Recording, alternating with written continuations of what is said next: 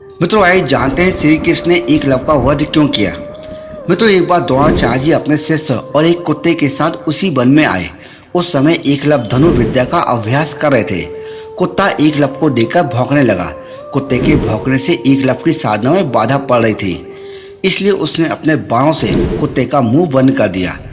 मित्रों, एकलव्य ने इस कौशल से बाण चलाए थे कि कुत्ते को किसी भी प्रकार की कोई चोट नहीं आई। कुत्ता द्रोणाचार्य जी के पास भागा भागा पहुंचा। गुरु द्रोणाचार्य और शिष्य ने ऐसी शेष धनु विद्या देखकर आश्चर्यचकित में पड़ गए।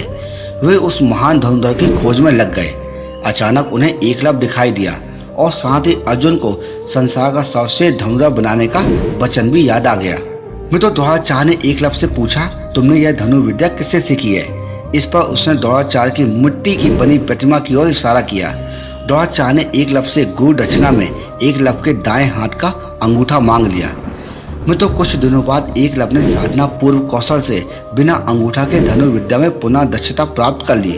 पिता की मृत्यु के बाद वह सिंहेश्वर राज का शासन बना दिया गया और अपने राज की सीमा का विस्तार करने लगा। वह जरासंध की सेना की तरफ से मथुरा पर आक्रमण कर कृष्ण की सेना का सफाया करने लगा।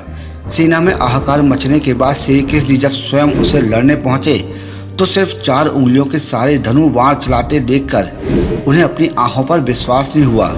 चूंकि वह मानव संहार करने में लगा हुआ था, इसलिए श्री कृष्ण ने एकलव्य का संहार करना पड़ा। मित्रों, एकलव्य अकेले ही सैकड़ों यादव वंशी योद्धाओं को रोकने में सक्षम थे। इसी युद्ध में श्री कृष्ण ने छल से एकलव्य का वध किया।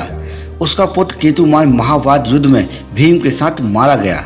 जब युद्ध के बाद सभी पांडव अपनी वीर गाथा का वखान कर रहे थे, तब मित्रों श्री कृष्ण ने अर्जुन से स्पष्ट कहा कि तुम्हारे प्रेम में मैंने क्या क्या नहीं किया।